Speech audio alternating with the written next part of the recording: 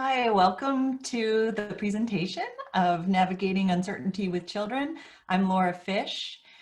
For those of you whom I haven't met, just a quick background. I started off as a preschool teacher, and then I went back and got my graduate degree in counseling and became a marriage and family therapist.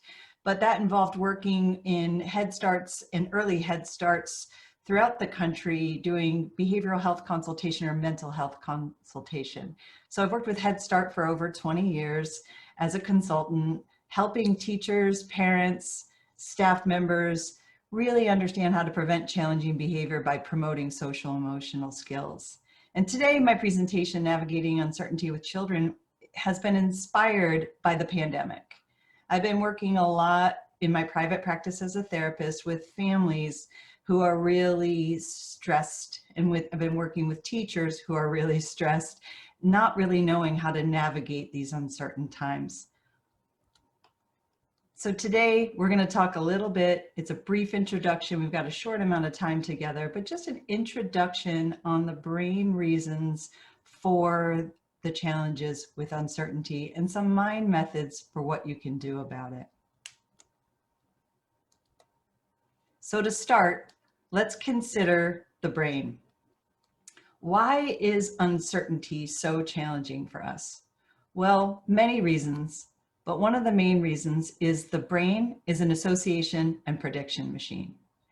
All human brains, cross-culturally, cross-gender, are designed to take in as little information as possible and act on that information in a timely manner. It's an efficiency machine.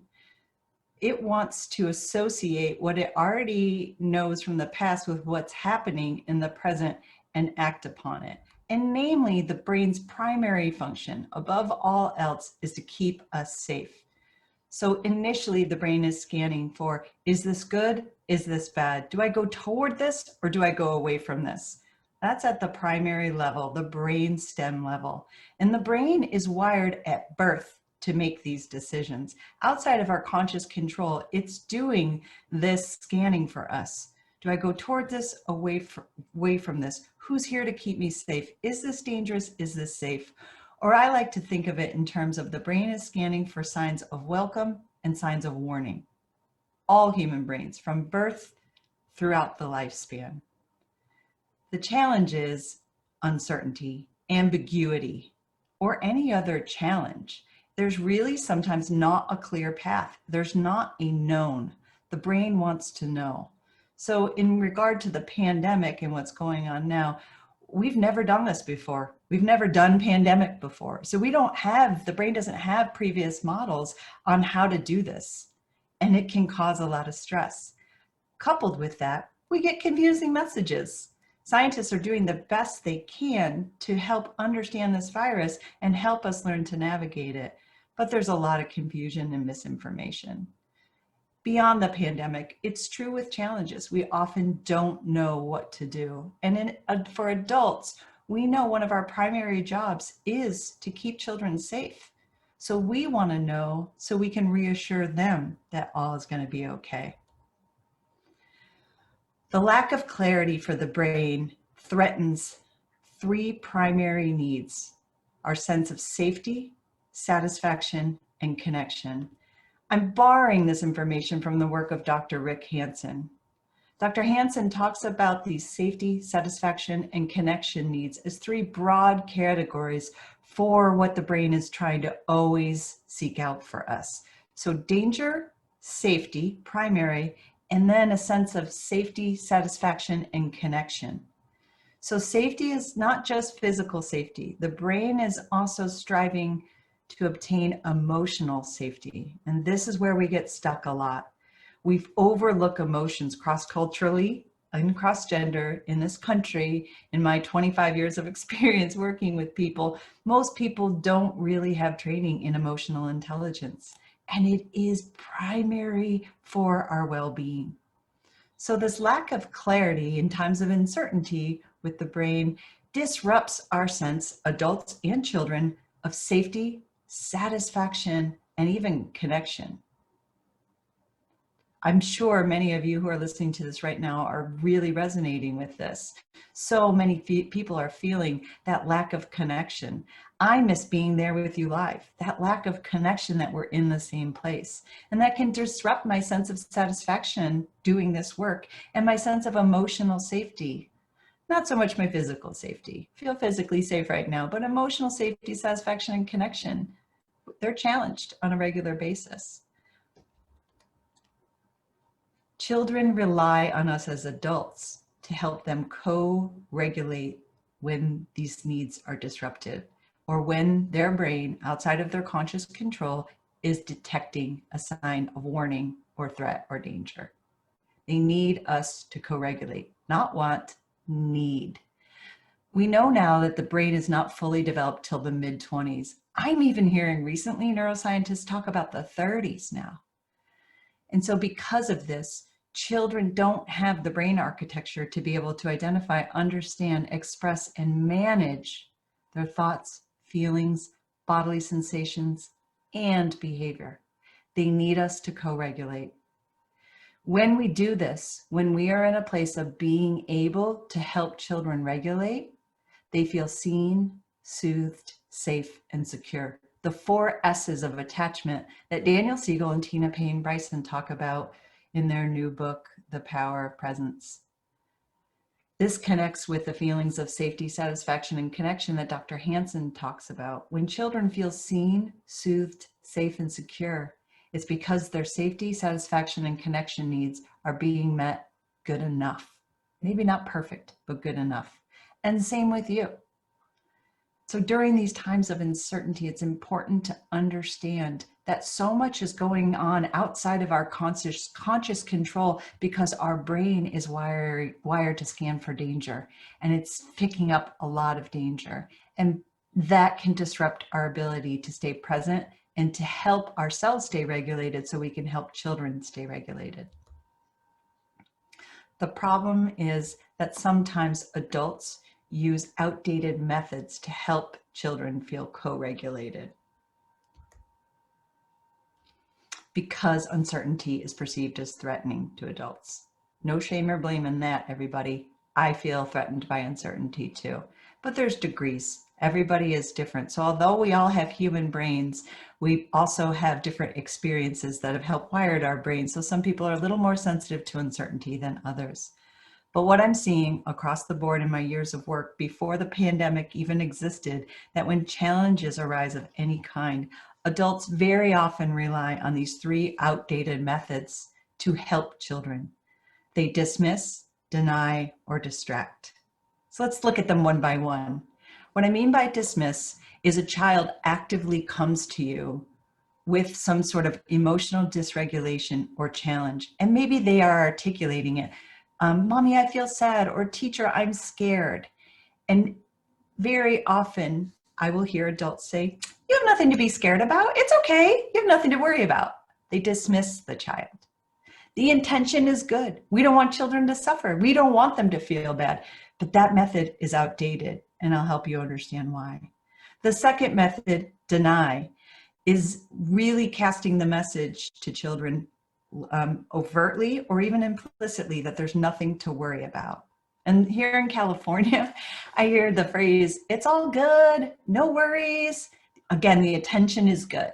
The intention is good. And you probably wouldn't say that to a child, but that's the way adults speak to each other. That signifies to me this sense of rushing children past the challenges by denying that they exist. Denying challenges exist does not work, because the brain is an association prediction machine outside of the child's conscious control. Even though you say there's nothing wrong, the child's brain knows there is something wrong. And then distraction. When our kids are very young, we often distract, and that makes sense. That's a tool that can make sense. A toddler has something that they're not supposed to be playing with, and we give them something else to distract them. So in the short term, that's not a bad problem-solving method, but in the long term, it's ineffective and can actually be counter to children's health and safety needs. So distract is saying things like, aren't we having a lot of fun with our projects though? You get to see your cousins all the time. We're trying to get them to focus on what's good. I'm a believer in that, but there's a time and a process with that. We don't just jump to that. So because uncertainty is perceived as threatening to adults, and we don't have the answers, everybody, we don't have the answers. We're doing the best we can, but we're not really sure what's going to happen in the next few months. I don't know, next year.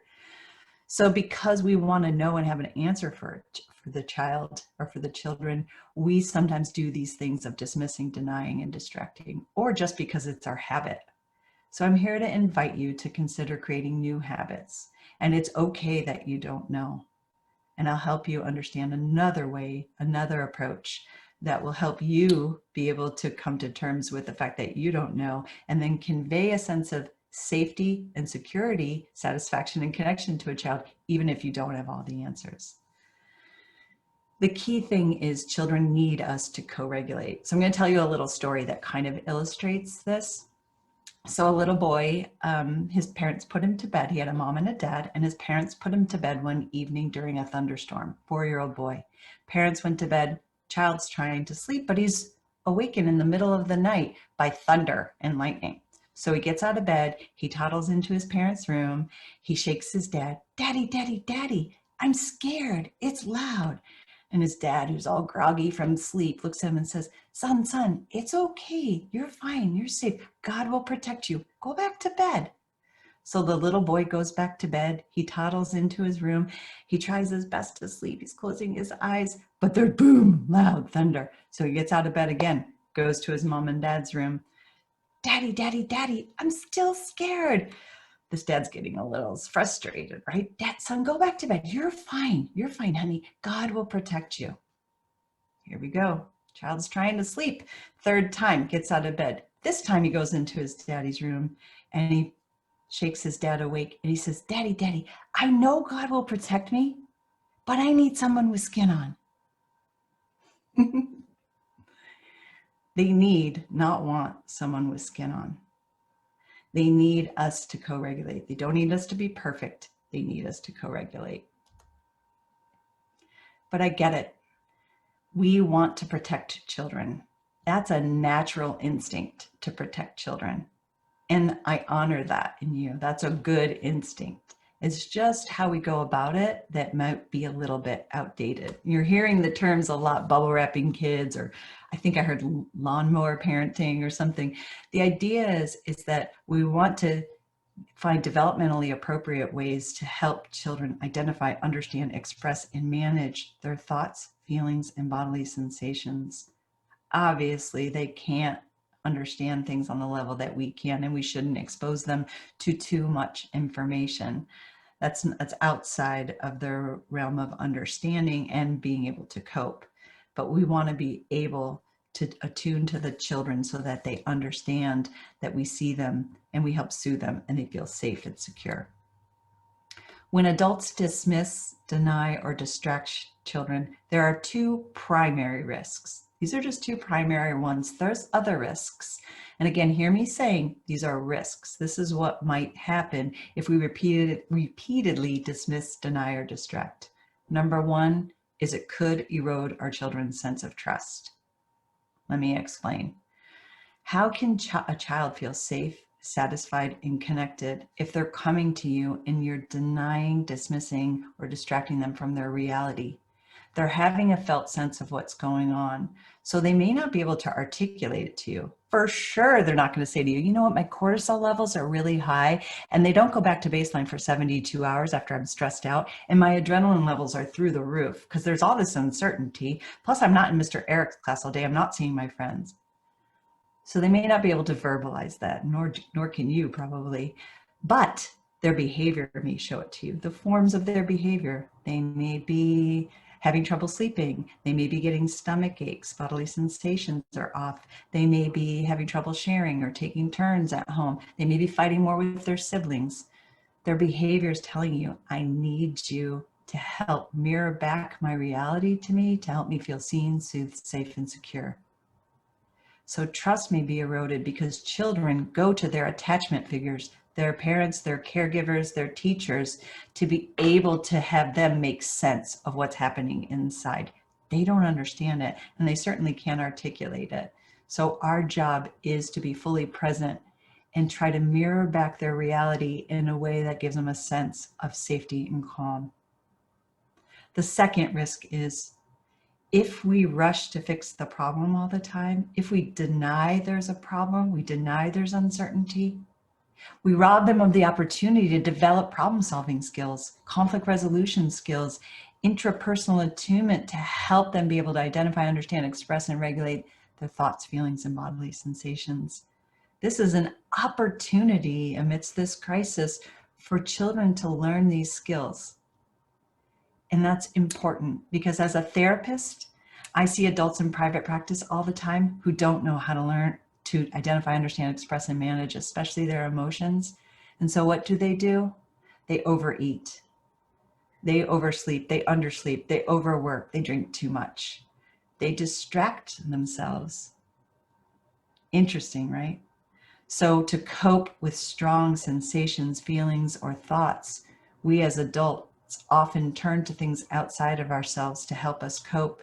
And a little bit of that is okay. We're all always going to do that. But I wonder what would have happened if we, as a generation, were taught these skills instead of distracted, dismissed, and denied. Let's not do the same thing to the next generation. And therein lies the problem, is because we as adults might not have been explicitly taught the skills of emotional intelligence, conflict resolution, problem solving. We figured it out. We figure it out as we go along, but we might not have a confidence and competence in these areas. And as such, we rely on those old school, outdated methods. And I'm having compassion for you, not judgment. I understand. If I didn't do this as a profession, I probably wouldn't understand this as well as I do. This is what I do for a living. I explore and study these things. Most people haven't had that opportunity, but you have it now. I'm going to introduce you to these ideas now. And also, based on your experience and genetics, you, the adult, may have a hypersensitivity to signs of danger or warning. Without getting too far down the trauma road or too far into brain development, I just want to touch here on the fact that some people's brains are wired to be hypersensitive to threat.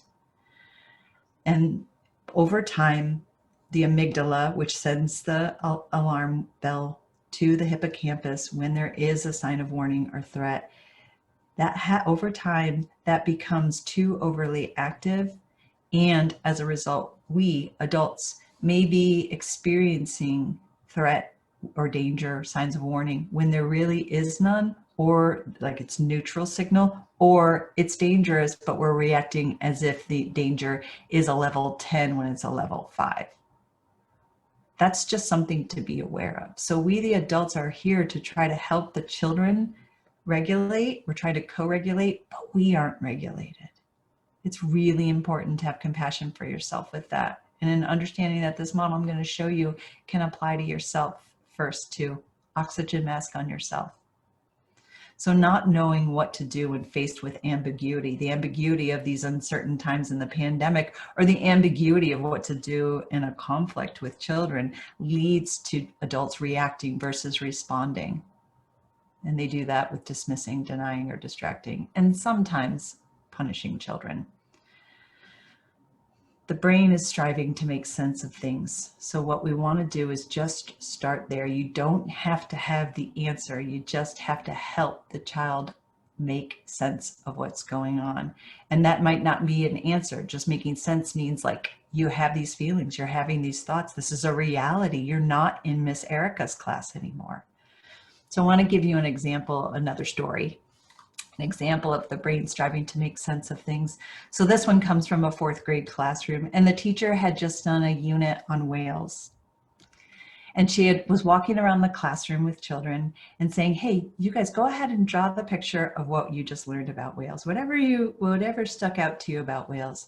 And as she walked around, she noticed Rebecca's picture was a whale eating a human. And she said to Rebecca, why did you draw the whale eating a human? And Rebecca said, oh, teacher, I learned that Jonah was eaten by the whale. And the teacher said, oh, no, Rebecca, we learned whales don't eat humans. Rebecca looked confused for a second, looked at her paper, looked up at the teacher, And she said, okay, when I get to heaven, I'll ask Jonah what happened. And the teacher said, what if Jonah isn't in heaven? And the little girl looked at the teacher and said, then you can ask him when you see him. So, sassy story to illustrate the fact that children are making sense of things. Just because we've told them whales don't eat humans doesn't mean they're necessarily buying into that. Just because we've told them everything's okay doesn't necessarily mean they believe that. So we can't just tell them it's all good, there's nothing to worry about, or distract them with toys or telling them how their life's so great. I'm hearing a lot of parents say to me, what do they have to be worried about? Well, their brain is picking up on signs of danger. They are worried, just as we are. So what can we do instead? I've created this framework specifically out of these current times, but I've drawn upon my 25 years of experience in the science of neuroscience, developmental science, attachment science, positive psychology. I'm drawing from evidence in research to put together this framework of what might help us navigate uncertainty. And I call it the 4 A's.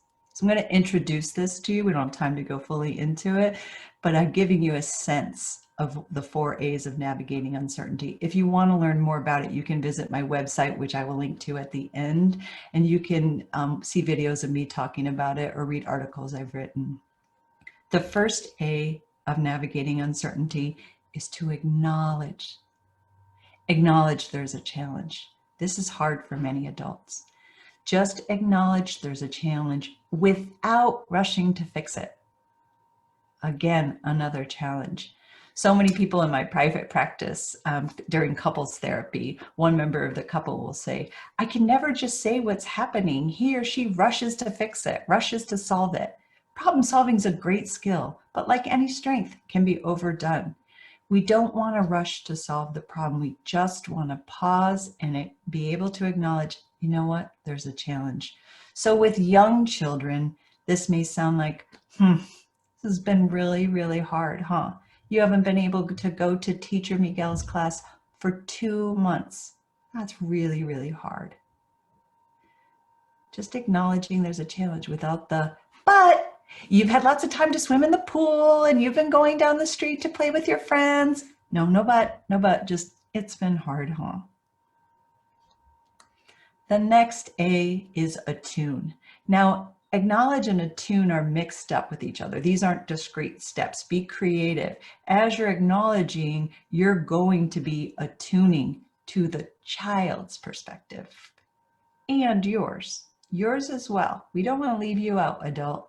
We want you to look inward and consider your perspective as well. That's called intrapersonal attunement, INTRA. You go within and you help understand your thoughts, perceptions, beliefs, maybe even your bodily sensations. What is your mental activity? And then we also want to try to tune into the child's. Now, again, if the child's only been on the planet 2, 3, 4 years, they're not going to be able to have the verbal acuity to share with you their internal experience some of the time. Some of the time they will. So you have to be really observing the child. You have to pause and really consider what might be happening for the child's perspective, from the child's perspective. That's the interpersonal attunement. When you interpersonally attune to the child, that builds their intrapersonal attunement. So remember when I said, wouldn't it be great for this generation if we could give them the skills that many of us weren't taught to be able to tune inward, to identify, understand, express, and then manage our interior landscape, our thoughts, our feelings, our perceptions, so that we can impact our behaviors from the inside out. They won't be able to yet. Again, brain doesn't develop till the mid-20s or early 30s. So our job is to help guide them along that path, to start building the neural connections that will allow that to eventually be a skill for the child. But we won't get there if we don't even acknowledge there's a challenge. So we acknowledge the challenge with attuned engagement. It helps the child feel felt. Their experience is being mirrored back to them. That mirroring creates a resonance that helps with regulation. So we regulate and relate in order for us to be able to reason. This is the work of Dr. Bruce Perry, the neurosequential model of learning. He talks about we need to regulate and relate in order to reason. And that's based on loosely on how the brain develops from brainstem limbic center to neocortex. That brainstem is this a sign of welcome, is a sign of warning. The limbic center, do I fight, flee, freeze, or faint, collapse? And then the neocortex. All right, what can I do about this? But many times we jump right from there's a signal of threat or danger, warning, to trying to get children to reason about it. We want to slow down. The third A of navigating uncertainty is adopt a stance of co-regulation. Now, if you're already acknowledging and attuning, you've started the co-regulation process. Inherent within acknowledgement and attunement is you're attempting to co-regulate. And a lot of people don't understand what co-regulate is. We tell children to calm down. We tell children not to worry, or we tell children to stop their anger. That's not co-regulation. So you may have to explore more deeply into what that term actually means and what it might look like with children. And then a deeper layer, because we work with humans, not Hondas, there's no one size fits all or a manual. It may look differently, co-regulation, with one child than it will with another, or with one child in different circumstances. It's complex working with humans. So we help children tell the story of what's happening to them, their thoughts, feelings, and bodily sensations. We help them. So we may narrate, we may ask open-ended questions. We help them revisit and return to what's going on inside of them. And if they can't have the language for it, then we offer the language for it. Looks like you might be feeling really frustrated. You've had to be home. You haven't been able to go to swim lessons at all. Yeah, your body feels really calm after you swim and you haven't been able to do that. We help them identify, understand, express, to manage, regulate, relate, to reason. So we want to show children how to calm down versus telling them to do so. If you have the habit of telling anyone, child, adult, anyone to calm down, please stop doing that. I invite you to stop doing that. Telling people to calm down actually can be a sign of warning to their nervous system. Show them how to calm down. This means you need to know how to calm down yourself. And sometimes that's hard. I understand. And guess what? Even though I know how to calm down, I don't always do it. So shared humanity, we have to be humble about that. But one of the ways we can adopt this co-regulation stance as we're acknowledging and attuning is to use open-ended questions to summarize, to validate, or to offer physical signs of comfort. So open-ended questions can be like, how are you feeling? Or what do you think about that? Or what does that feel like inside your body? Open-ended questions are questions that don't have a yes or no answer.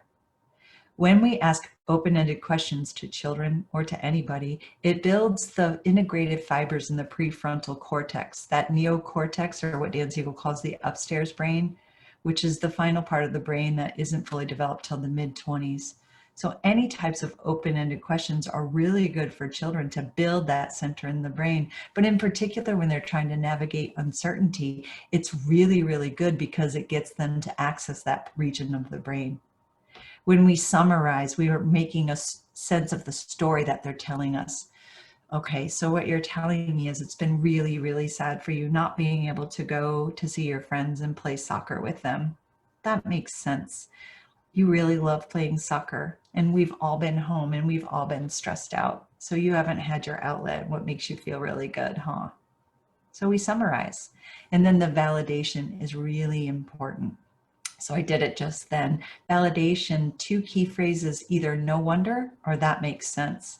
And adults, just a little hint for you, this is really good with your adult partners too. So when I do couples therapy, I have people validate, even if you don't agree with what the person's saying, the child or the adult, just saying, no wonder you feel that way, or that makes sense, isn't meaning you agree. It means I hear your perspective, and based on what your perspective is, I get it why you feel that way. Okay. So you say to a child, that makes sense. It's been hard staying at home. It's been hard not knowing when you get to go back to school. Or, yeah, no wonder you feel that way. So just to recap, we want to make sure that you're attuning to not just their thoughts, but their feelings and bodily sensations as well. Bodily sensations and emotions impact our behavior regularly. We have three brains: an enskulled brain, a heart brain, and a gut brain, and they're all sending information amongst each other. So we want to help children tune into the feelings that we signify as the heart, even though they happen everywhere, and the gut, which has more neurotransmitters than the enskulled brain, things like dopamine, serotonin, things that help us relax, and also stress hormones like cortisol and adrenaline. So we want to have the child have that brain, mind, body connection, but they can't get there unless we have them look. And then the comfort. So we verbally and non-verbally offer signals of comfort, signals of welcome. So our tone of voice, our facial expressions, our prosody of speech. We may offer a hug. We may be down on their eye level. We want to consider our non-verbal signals send a message. And please, please, please, put the phone down. When you're doing this, don't timeshare. Be fully present. So you can't do this all the time. You can't be fully present all the time. You're busy. I get it. If you're seeing that your child's having really big challenges, make the time and space to be able to do this with full presence. And then fourth A, ask for collaboration. We hear a lot about resilience and grit and helping children build upon the protective factors they have to be able to navigate challenges. Well, once you've regulated and related with these first three A's, now you can reason. Invite them to collaborate. I don't know what's going to happen. What do you think would help you feel better? What do you think would be a good way for you to be able to connect with your friends? And if they're four, they may not know, but we still ask. We invite them into the rhythm of collaboration so they feel that connection, and that can promote their satisfaction and safety needs as well. And then you, the adult, may make an attempt to figure out what the plan is. Even if you don't have the answers, we can plan for how to navigate together. When we involve children, you are building those parts of the brain that will help them feel seen, soothed, safe, and secure. And also a big part of resilience is this internal locus of control. If I feel I have a sense of agency, efficacy, and competency, even in a pandemic or during a challenge, those are protective factors that can keep me regulated, keep me in a place of well-being, even if everything around me is in crisis. And finally, when you're asking children and you're involving them, listen to understand, not reply. Listen as if your heart had ears. The human brain is designed to listen to reply because remember, association, prediction, taking in as little information. How often do you, with other adults, are you talking to them and you're thinking of your reply rather than really tuning in and listening to them? That's your brain. We have to use our mind to overcome our brain, and notice that, be aware of that, attune to that, so then you can overcome that and really drop into understanding, not just replying. And if we can do that enough of the time, children and adults can obtain that sense of feeling safe, satisfied, and connected. So another story about this sense of feeling safe, satisfied, and connected. So there was a family having dinner at a restaurant, two moms and their 5-year-old girl. And the waitress came over to the table and said, "Hey folks, how you doing?" And everybody, "Yeah, we're good. What do you guys have?" So the mom said that they placed their order. They're having chicken, brown rice, and broccoli, say. And then the waitress looked at the little girl and said, "Hey darling, what'll you have?" And the little girl said, "Oh, I'll have a hot dog, French fries, and a Coke." And one of the moms said, "Oh, no, no, honey, that's not healthy. You're not going to have that. You're going to have the chicken also. You can have some white rice, and I know you like carrots. And then you can have regular milk." And the waitress looked at the mom, looked at the little girl, and said, "Darling, what do you want on that hot dog?" And as the waitress walked away, the little girl looked at her moms and said, "Ah, she thinks I'm real." Again, a sassy story, I know. I was a waitress, so I kind of find that funny, but not appropriate, obviously. But the idea is, how often are children feeling real? Are you resonating with them? Are you reflecting their experience back to them? Much of the time, adults are directing, correcting, reminding children, or rushing them to happy, rushing them to fix the problem. And although there's times for that, and although we may do that for here and now, we want to balance that out with really attuning to the child's perspective and helping them develop the skills they need. Once again, identify, understand, express, and manage their thoughts, feelings, and bodily sensations during conflicts. And one of the big takeaways from this is the emotional component, the emotional intelligence, which has two components: emotional literacy and emotional regulation. A lot of times we focus on children regulating their emotions without being literate. What are you doing every day, all day, ongoing, just naturally, organically, helping children tell the story of their emotions? So for more on that, you can visit my website as well to learn how to do that with children. With all that we've talked about today, you may be thinking, "Oh my goodness, there's a lot I just do based on habit that I thought was okay." Again, compassion for yourself. No wonder you thought it was okay. There's books written on that. There's books written about fixing problems and things. We work, again, with humans, not Hondas. There's no manual, and the information's constantly changing. So just be humble and compassionate and know that you may need to change your stance. Some of the things you believed about parenting. I'm not talking about your cultural values. I'm talking about how can you take this latest science and research and combine it with your cultural values, your perceptions, your beliefs, and perhaps just update some of the software you've been running. I like to say that instead of making changes. We just need to update our software. You might be running Windows 7 and we're now at Windows 10, and that's okay. No shame or blame on yourself. Carl Jung said it best when he said, if there's anything we wish to change in a child, we should first examine it and see whether it is not something that could be better changed in ourselves. It starts with us adults.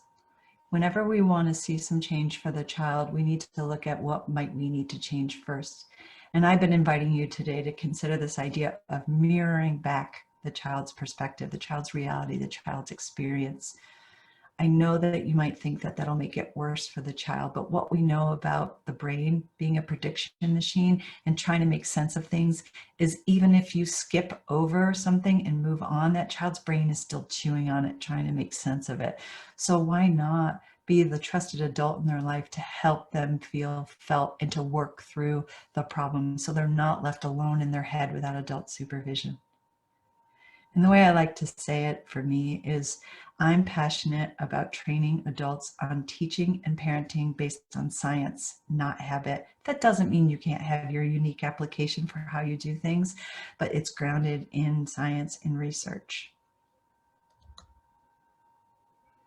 One software update I might invite you to make right now is it's not survival of the fittest, it's survival of the nurtured. Don't be afraid to nurture your child. Don't be afraid that pausing to consider their feelings and helping them to navigate the challenges and not rushing to dismiss, deny, or distract. Don't worry that that will make them worse or that will make them too soft. survival of the nurtured. And in fact, what we're finding out is Charles Darwin, who first used the quote, survival of the fittest, actually also talked about his research in tribal cultures where that shared humanity was really important. The nurturing, the sense of community was so important. Somehow that got left out. We're bringing it back. Survival of the nurtured. And that means to adults, nurture yourself. What is it? What helps you be able to identify, understand, express, and manage your emotions? And do you find yourself turning to distraction? And if you do, again, compassion, but then look to see if you can talk to somebody like me, a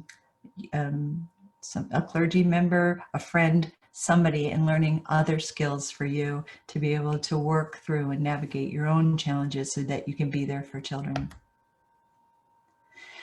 If you want to learn more about this, as I mentioned, I have information on my website, and I've written an article that goes much deeper into this topic called Navigating Uncertainty with Children. The link below, you can sign up to give me your name and email, and I will send it to you directly. Or you can visit my website. And this information here gives you the direct link to my website, consulting.laurafishtherapy.com. You can also join me on Facebook at Laura Fish Therapy, not Laura Fish. Don't go to Laura Fish. That's my private page. I'm 52 years old. I don't go on social media unless I'm working with you guys. So go to Laura Fish Therapy, please. Laura Fish, you won't find anything interesting. And then you can also visit my YouTube channel. I'm doing a lot of, since during this pandemic, I'm putting a lot of videos up free. But if you would, subscribe when you get there so I can know how many people are out there and actually interested in watching. And you will get updates if I post something new. And then finally, on my website, I've also been a guest on several podcasts that are all about early childhood, the brain. My tagline, seeing the child behind the behavior. So if you want to know more about that, all free resources on my website. Or finally, if there's anything you need and you can't find it, just email me at laura@laurafishtherapy.com. Thank you for joining me today, and I hope to see you at the Q&A.